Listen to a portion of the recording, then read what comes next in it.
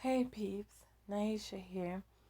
Today I'm on Romance Club and I want to talk to you. Oh, also, welcome to my channel. Sorry about that. But today I'm going to talk to you about season 1 of W Time Catcher, which is a story that you could play on Romance Club, either on your Android, your iPhone, or on the beta version of this on your laptop.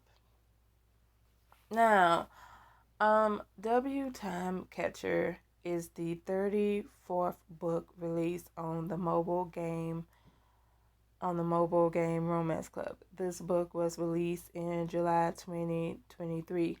The author of this book is Arina H, who also wrote Theodora. This book is also ongoing, by the way. But the plot of this story is a witch who lived in the shadows finds her way into the magical community.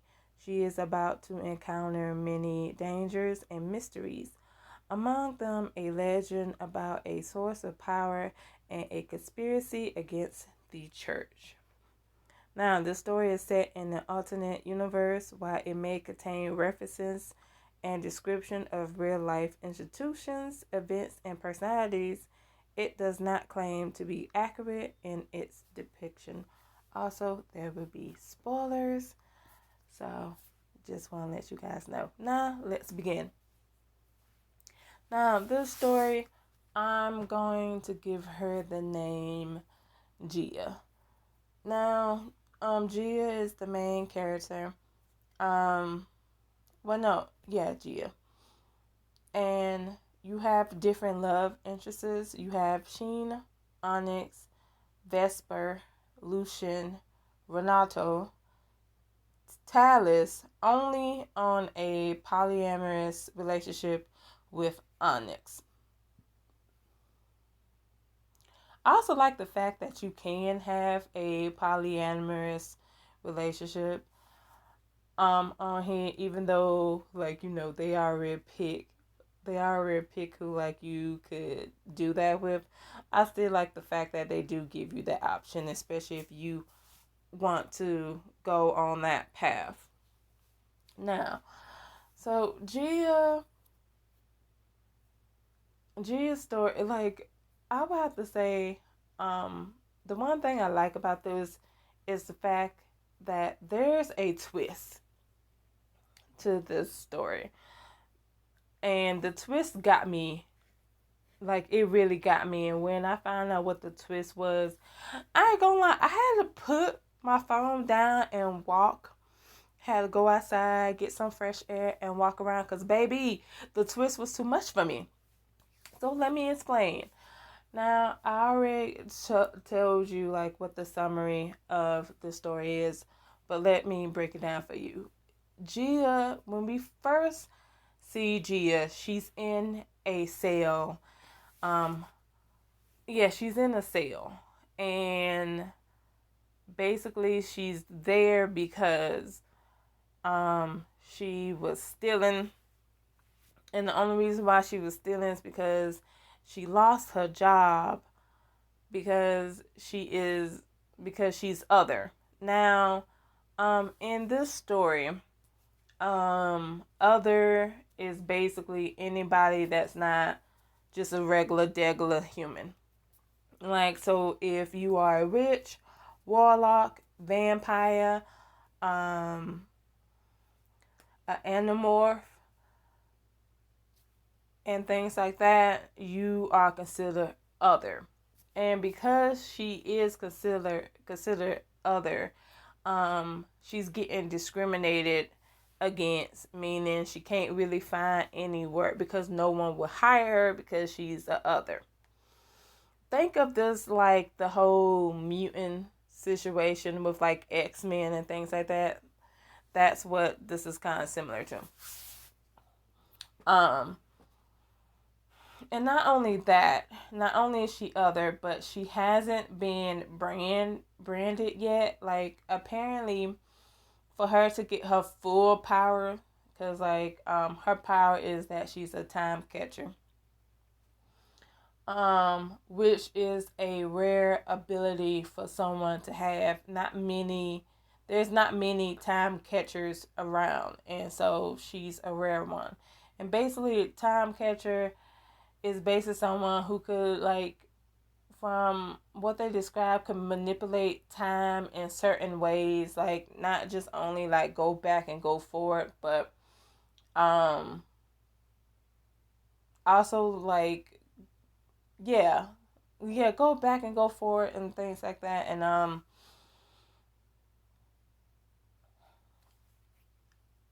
trying to think of how they described it. Like, I'm not gonna say pluck, but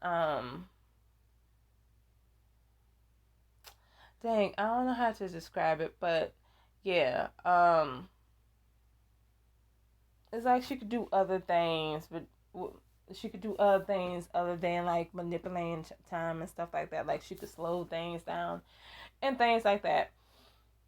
Um. So anywho, like again, like I said, we first meet her in a jail, and of course there's somebody else with her. A guy named Sheen. He's a warlock. His power, it seems like, more like to do with teleportation. Like he could teleport, like, so far, if that's what I'm getting from him. And basically he's there on purpose. Like he's there because he got caught on purpose because he's on a mission. And of course, um like G is able to, like, hear about his mission, mainly because he decided to break out of the jail and of course take Gia with him. And of course, like, he told Gia to stay put somewhere, and of course he went to do his mission, but Gia followed him because she was trying to figure out like what's going on, and she just know he was talking to somebody.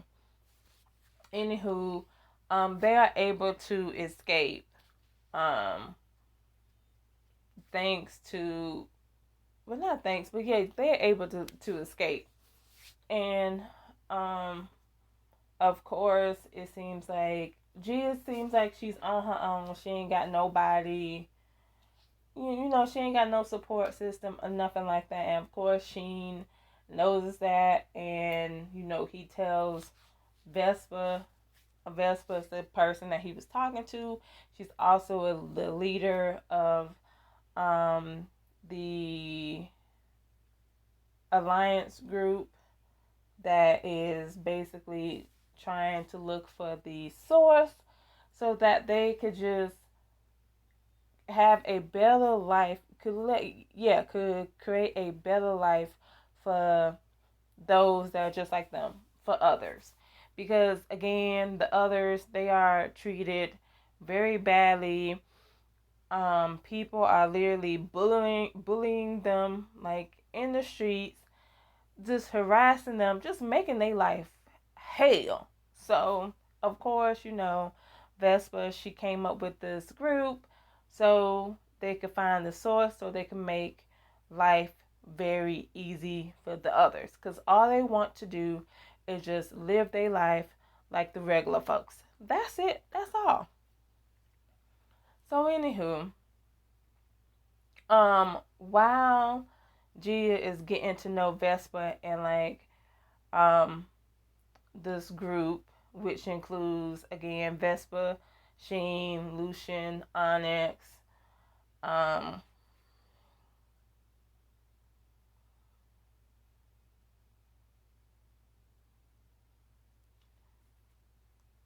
yeah, and Jorge, who is not a love interest but a friend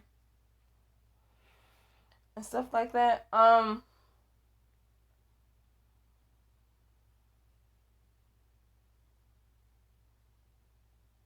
want to make sure I don't mention Ronaldo yet. Yeah, and and Talus as well. But yeah, what was I saying? I may have forgot my train of thought. Sorry, y'all. But back to her saying like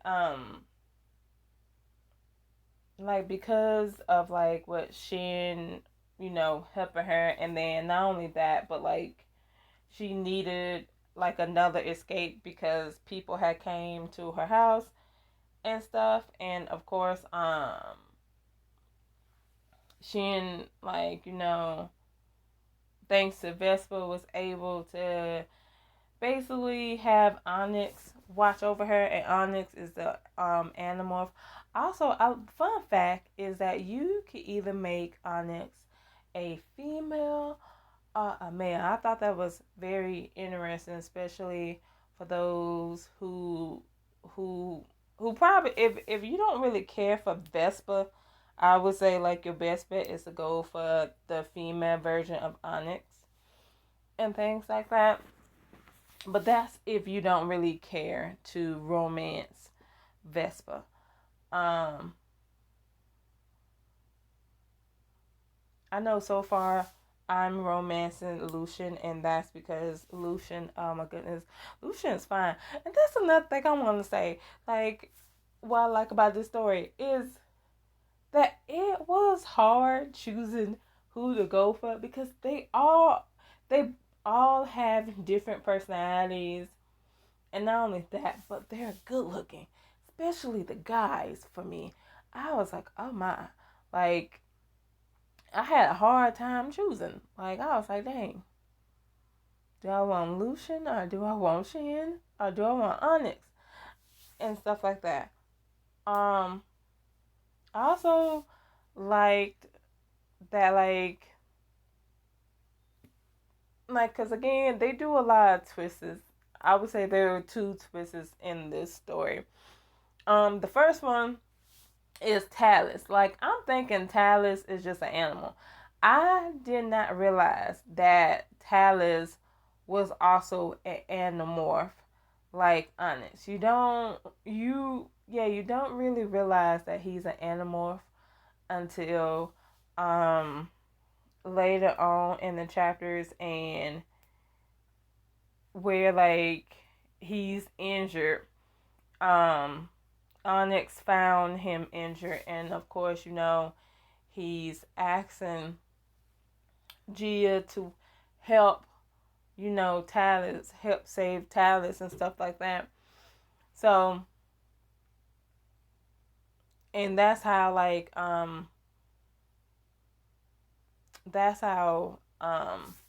Gia was able to figure out that's how she was able to find out that Talus is actually an animorph.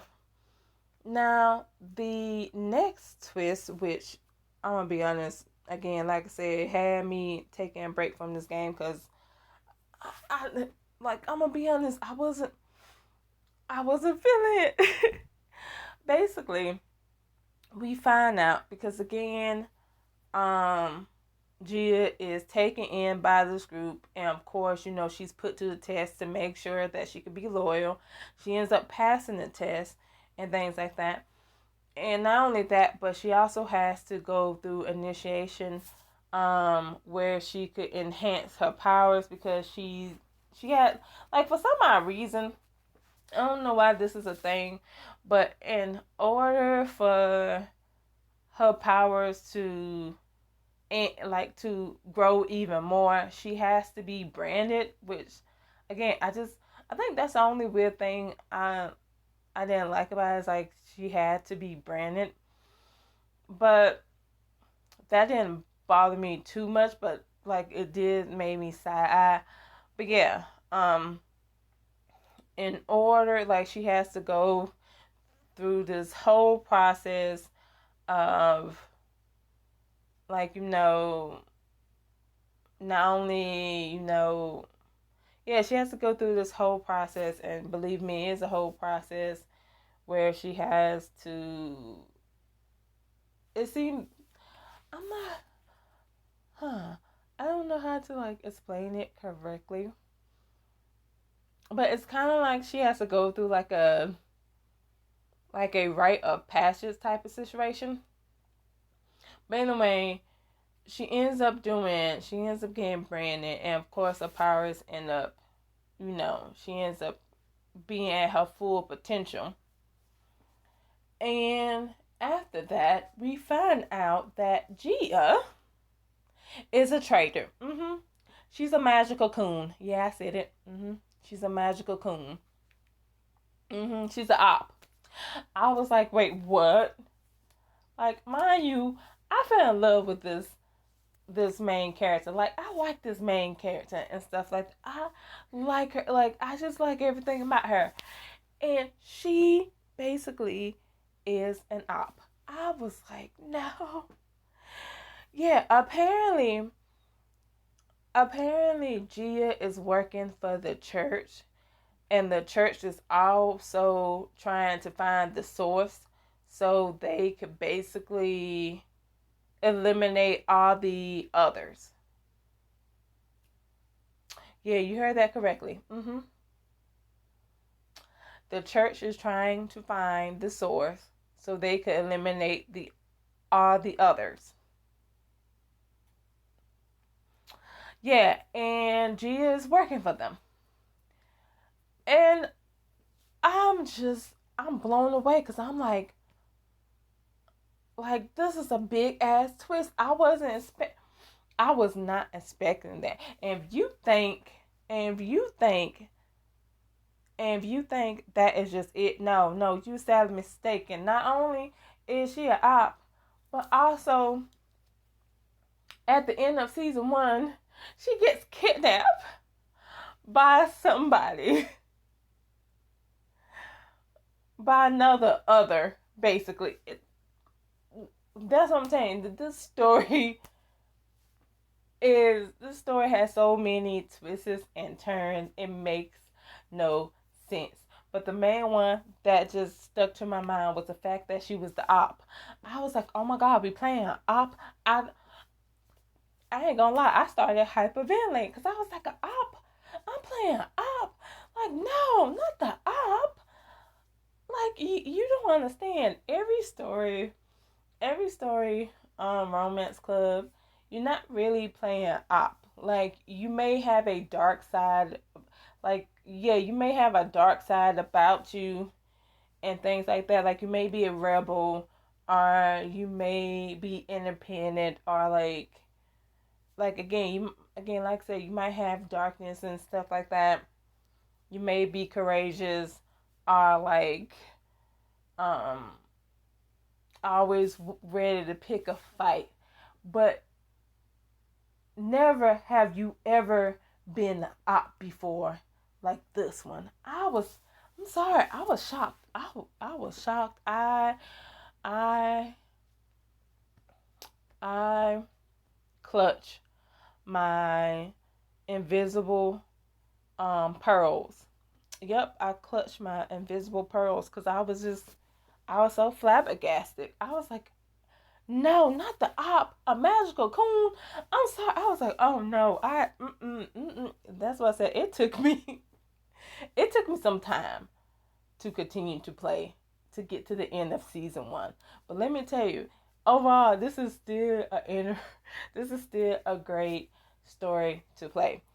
Um, I would definitely give I would definitely give season one a 4 out of 5 stars because it was brilliant in every aspect of the way. Because again, I did not see that twist coming. They got me with that twist. I did not see that coming. Like, we playing the op. Oh my god. Like, I was like, not us playing the op.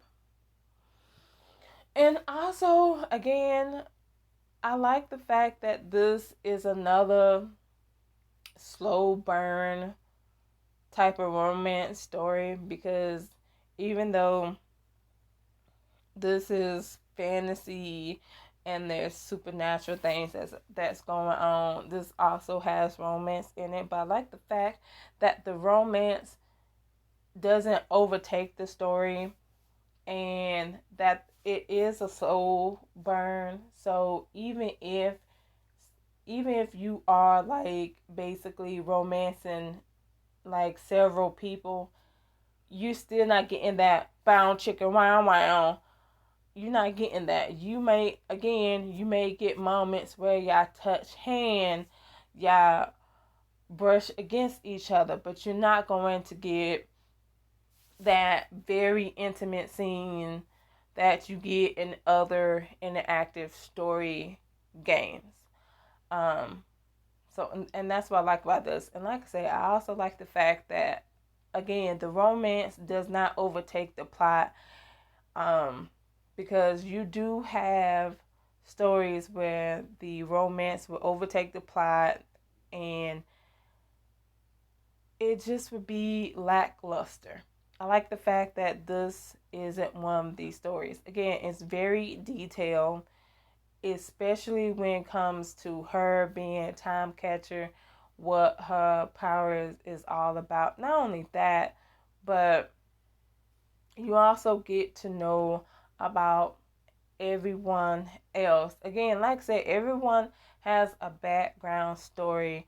Just like how I mentioned in my early in my Dracula a love story video, just like that, like very detailed and things like that. And not only that, but also takes care to provide like background details into each character, especially the leader, because we find out that the leader, um, oh well, that's in season 2. I don't wanna like, even though this is spoilers, I don't wanna spoil season 2 just yet. So let me backtrack. But overall, what I would say is that again, I like the graphics, the background music. Again, this is a story that doesn't drag on. It's not fast at all. I also enjoy the fact that you don't always need to do a gym. Yeah, you don't always need to do like gym choices. I like the fact that like when it comes to the clothes, you don't really need the clothes like they're like basically if you want to spend gems on the clothes you can, but if you don't want to, if you feel like it's unnecessary, you don't have to. I like that. I also like, again, like I said, you don't have to do gem choices. It's again, it enhances the story. It doesn't make or break the story. And that's what I like. I like the fact that like um with everything that's going on, especially with the gym like options, it doesn't make or break the story. Um, but yeah, overall, I enjoy it.